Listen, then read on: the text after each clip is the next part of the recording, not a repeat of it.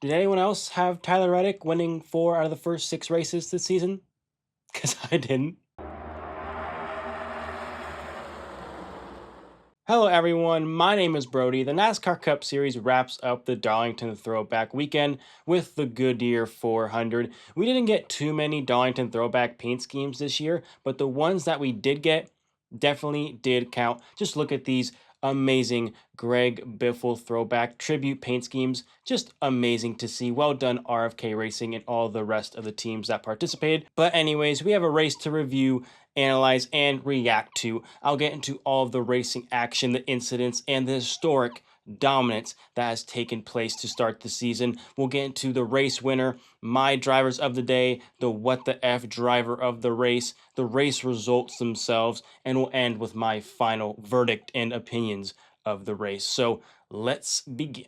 The winner of the Goodyear 400, and I can't believe I'm saying this for the 4th time already this season, is Tyler Reddick in the 45 Toyota Camry for 23XI Racing. You guys know the meme where Michael Jordan is like, and I took that personally. Well, yeah, I think Michael Jordan, 23XI Racing, and Tyler Reddick especially have taken everything that has transpired in the offseason and the past season where they struggled very much personally. This is Tyler Reddick's 4th win in the first 6 races. He now has a 95-point lead over second place in the overall point standings. He leads 77 laps today, and he didn't get this win just overall dominating the race. He had struggles, adversity, and I can't believe he's actually got the win. Like, I didn't think at any point he was going to walk away with this victory because of what transpired early in stage 1 and what he had to go through the rest of the race. So anyways, Tyler Reddick gets the pole, like adding insult to injury, salt on the wound, starts on pole, leads the first handful of laps, but then he notices that he has an issue internally with the car.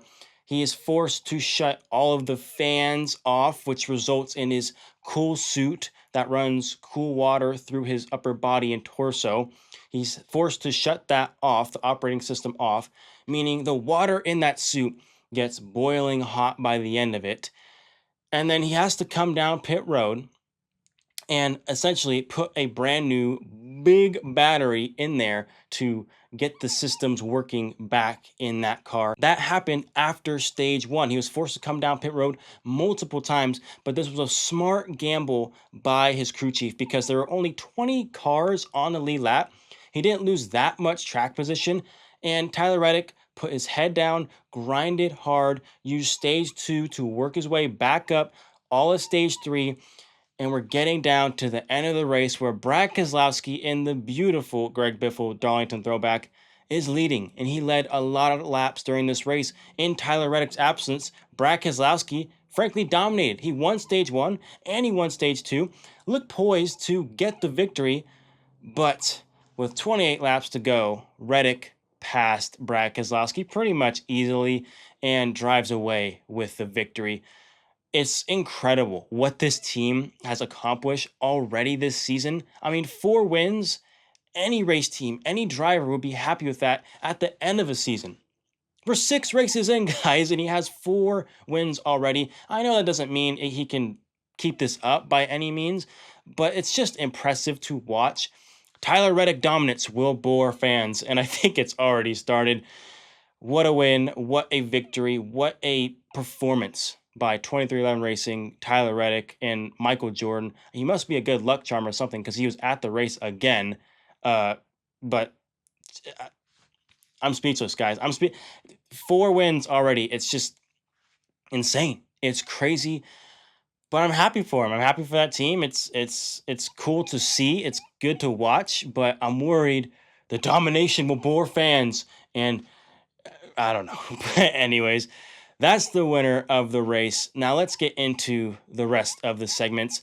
Let's begin with the what the F driver of the race, because this man has been through a lot. And by a lot, I mean a lot of cars to pass on the track. Ryan Blaney gets the what the F driver of the race, and it really should be a sub-segment because what the F pit crew. I didn't know this. Mike Joyce said it over the broadcast. Ryan Blaney's pit crew is ranked 33rd. Team Penske, the best car from ever since Brad Keselowski and the next gen car. Blaney's been the best driver at Penske, the best car, team, crew chief, and they have the 33rd ranked pit crew. And I mean, this isn't a new thing. The past seasons, Blaney has been let down by his pit crew many occasions. But I mean, this season, just look at Phoenix. 2 loose wheels, battles back, wins the race despite his pit crew. Darlington, again, it's the same thing. We see him coming down pit road, and Blaney has to stop in Austin Cindric's box. And I'm like, they did it again. They did it again. And sure enough, loose wheel has to go to the tail end of the longest line behind all the lap cars. But Ryan Blaney, he ends up passing 48 more cars, and he winds up third. This guy, man, he has a way, a knack for just calming himself down. Yeah, he gets fiery over the radio, but he calms down. He compartmentalizes everything, sets the objective, goes to work, rallies all the way back up to a third place finish. I couldn't believe it, especially in stage 3. He was flying. I mean, he was really flying. Long run Ryan Blaney is the best driver currently in NASCAR. I'm confident saying that. Long run Ryan Blaney, long run mad Ryan Blaney is the best active driver in NASCAR. I'm confident in saying that. He's my what the F driver of the race because of the adversity and the overall grit, determination that he needed to get back up after his pit crew sold him down a river in a box that was duct tape shut with one hole to look at. That's what it feels like. Anyways, that's the what the F driver of the race. Well done, Ryan Blaney, for battling back. Now, let's go over my drivers of the day, and we really do have to start with Brad K. Brad Keselowski, broken femur in all, has an amazing performance in that Greg Biffle tribute paint scheme. He leads 142 laps on the day, dominates stage 1 after Reddick had his battery issues, dominates stage 2, leads a lot of laps in stage 3, but just doesn't have the pace, the longevity that Reddick did. He ends up finishing second place, but I mean, it's kind of disappointing after dominating so much and doing so well over the course of the race, managing those tires, managing the gaps, managing the lap traffic. It was really impressive. I was really happy to see Brad Keselowski up there because his last win did come at Darlington. He looked poised to do it, and he looked poised to at least have his RFK teammates make the win, but that didn't work out either. So all in all, I think Brad Keselowski had an amazing, phenomenal day, a phenomenal points day as well. He needed that desperately, but Brad Keselowski just comes up a bit short, just a little bit short. I know Brad has the Southern 500 penciled for when we come back later in the season, but again, congrats to Brad and RFK. I have to give a driver of the day to the Hurricane. He's now renowned and known by Carson Hocevar, who had a very nice Darlington throwback paint scheme, a tribute to the man, Dale Earnhardt himself. He finishes 4th. He had to start tail end last due to a adjustment or a parts replacement after qualifying. Starts last, and he is kind of mired back, was a lap down at one point in stage 2, gets that lap back. He ends up finishing 4th, and he was running down, I mean, Ty Gibbs, Austin Cindric. He was running him down. He was almost got to Blaney in the end. He had the fastest car at the last point of the race because he had a bit newer, fresher tires. That car looked fast. I mean, I know Carson Hocevar is very, very good at Darlington. I mean, I've seen him drift a stock car on stream. Like he knows what he's doing at this track. He literally drifted the stock car around Darlington like consecutive. Like it was pretty impressive. If you haven't seen that, go watch that. That's pretty cool. Anyways, congrats to Carson Hocevar. Top 5 finish. Solid. Well done. Let's give a shout out to Daniel Suarez in the 7 Spire car. He gets himself a 7th place finish, started 11th, and he really was in the top 10 the entire duration of the race. It's good to see Suarez really pushing himself the way he has, not giving up on any situation. He's been in Gibbs, he's been in Haas, He was in the 96 Gaunt Brothers racing car, for Pete's sake. He's been through the ringer, got at Trackhouse, didn't have the most positive stint there, left on somewhat shaky terms, got into a altercation last race with his former teammate Ross Chastain, puts it all behind him, and he gets a top 10 finish. And he's been the best Spire car, I think, the entire season. At least qualifying, like he's solidly qualifying 15th in the top 10 range every single race. Very positive to see and very happy for Daniel Suarez, who gets a nice 7th place finish. Wanted to give him a driver of the day. Rounding out the drivers of the day is Eric Jones, who was my sleeper dark horse pick to win this race. He is a two-time Southern 500 winner. He gets a top 10 finish. A topsy-turvy day for Eric Jones. Started 24th, made his way up to around the 12th place position, got spun out by Denny Hamlin, weird instance there, but rallies all the way back for a top 10 finish. Just a solid, well done job for Eric Jones with that Legacy Motor Club Toyota Camry. Just happy to see it. Happy to see a smaller team like that, Legacy, trying to build their own team, their own foundation from the ground up. Getting results like this is very positive for that team. So happy to see it. Congrats to Eric Jones. Let's take a look at the race results now. Here is your top 10. Austin Cindric gets himself a top 5 finish, started 12th, really was in the top 10 the entire day. Very well done for Austin Cindric. A quiet, non-eventful race by any means for him. Was just kind of cruising around the top 10. Winds up 5th. Great job for Cindric. He desperately needs that. Ty Gibbs finishes in 6th place, started in the back, 28th, poor qualifying, but Ty Gibbs has been very consistent as of late. I mean, he had 3 straight top 5 finishes, almost gets a 4th straight. He's looking good. He's looking competitive. I think that win's coming, guys, whether you like it or not. Ty Gibbs, he's starting to figure it out. He's starting to get better. I think that win is coming. William Byron gets himself a nice top 10 finish. Not a very eventful day for the 24 car. And just behind him, Chris Buescher, who at one point looked like he was going to win the race. He leads 41 laps, and he leads those laps all in stage 3 when he chose to stay out on a bit older tires. Leads all those laps. It's winding down to the end. We get our last pit stop sequence under green flag conditions. And Chris Buescher tries to do the old not put my hand out the window thing to like avoid other teams seeing what strategy he's on. And he kind of gets ran over by Tyler Reddick, gets put in the wall hard. Looks like I thought that car was done. I thought a toe link would have broke or something at least. It was a pretty decent impact, but he winds up finishing 9th place, salvaging what he can.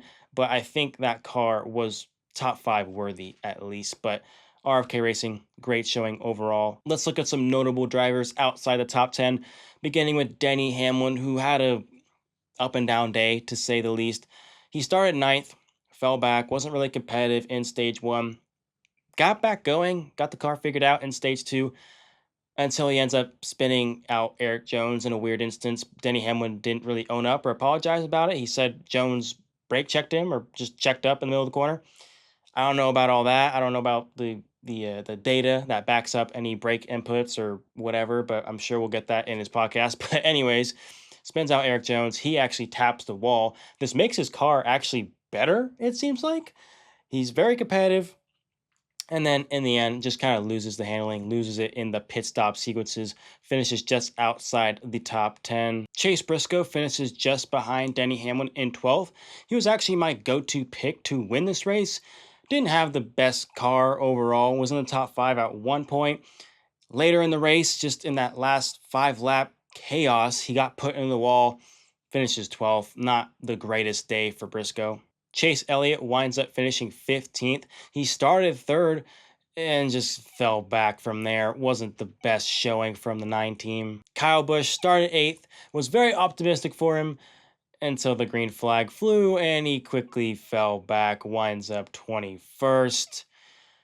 A disappointing finish yet again. Kyle Larson winds up 32nd, was the best Chevy, best Hendrick car of the entire race until that last sequence after pit stops where he just kind of fell back. He was around 5th place most of the day, led a few laps.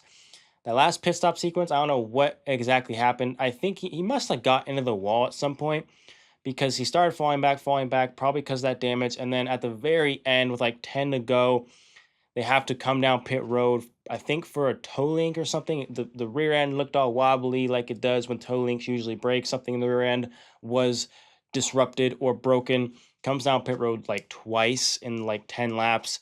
Winds up 32nd. Pretty disappointing finish. Joey Logano had a race to just forget. He finishes 33rd, and that's about where he ran the entire day. He was 34th, laps down, qualified 29th, didn't progress at all. His teammates, Brian Blaney and Austin Cindric, both wind up getting top fives while Logano's outside the top 30. Just a weird skew of the results and the pace and I guess the equipment under the hood. Just a weird scenario overall for the 22 car. Just a race to forget. Bubba Wallace winds up 34th.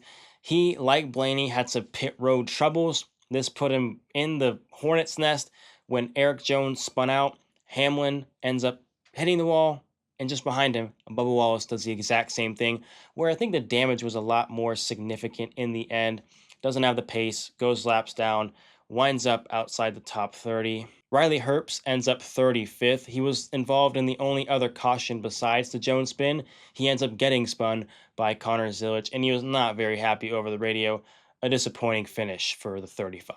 This race I projected to be dominated by Toyotas. A Toyota ends up winning the race, but Fords wind up dominating the majority of the race. I did not expect that at all, and I didn't expect RFK Racing to be the ones that were doing the dominating. Ryan Blaney was up there. He was the featured other Ford team from Penske. Cindric was up there as well. But the RFK Fords really, really showed up and showed out. Was very impressed to see that.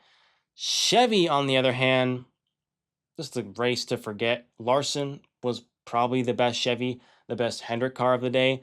I just don't think they figured out the new Camaro body. I know it looks similar to last year's, but there's obviously some subtle differences because they have not figured it out and not got it to its full potential just yet. The racing overall, I thought was pretty entertaining. At some stints, yes, stage one and stage two primarily was a bit drawn out. Brad had a pretty solid lead. The end of stage two was pretty intense with Buscher almost getting that win. I didn't think he was ever really going to pass Brad just because he's being nice, letting the boss man get the stage win. But we did see some overall compelling racing. The last handful of laps was some chaos with some cars on the wall. We didn't get any big wrecks or anything like that, just a few minor spins, but the racing overall was pretty compelling at times. So I do have to give Darlington some props. I've gained a lot more respect for Darlington as of late. Ever since I got the new NASCAR game, I've been racing with the Logitech wheel and pedals. And when I race at Darlington, I struggle. I'm not good. I am bad. I suck. I am not good. I think of myself as a pretty good overall driver. Like my favorite are the road courses, and I do very well at those. I think those are technical. But Darlington, I can't figure it out for the life of me. And seeing these drivers ride the wall, rip it on the bottom, passing, making those passes, sliding up, those cars are sliding around all over the place. The new right side tire and the horsepower changes looked like a handful out there, and we saw tire wear, which was good. We saw almost 3 seconds of fall off. Very good to see. Love that being a factor in play. Outside of the actual racing, I thought the broadcast was pretty good. We even got DW back in the booth for a brief stint, and he gave a boogity, boogity, boogity. I thought that was pretty good. He did a great job with that. Final verdict, I thought the race was good. It was an average next-gen Darlington race. Can't complain too much. I mean, I know the winner can turn a lot of people off when it comes to this race because I know that plays a bigger factor. The race winner, it sets the mood of like how you feel watching those final laps, and you're kind of like, I just sat through however many laps to see this guy win. I mean, you get what you get at the end of the day. But I think it's historic. I think it's great to see that level of dominance. We haven't seen dominance in the next gen era really ever. This is our first kind of witnessing it, and I enjoy it. I know a lot of fans don't enjoy it, but I think it's good for the sport overall. But that's my thoughts and opinions of Darlington, the Goodyear 400. Let me know your thoughts below in the comments. I'd love to know what you thought about the race. What do you think about Tyler Reddick winning 4 out of the first 6 races. Let me know what you think of this video in general. I'd love to hear from you guys and connect with you as race fans. I made this channel to connect with race fans like yourself. Please leave a like, and if you would even like to, additionally, please subscribe. It would mean so much to me to see another race fan added to the tally. I just know that my videos are going to one more person who values them and can watch them and be entertained with my commentary and my goofiness and whatever else I decide to do or bring to the video. But anyways, that's going to do it for me, guys. Hope you did enjoy, and I hope you guys have a great, wonderful, and even splendid rest of your day. See ya.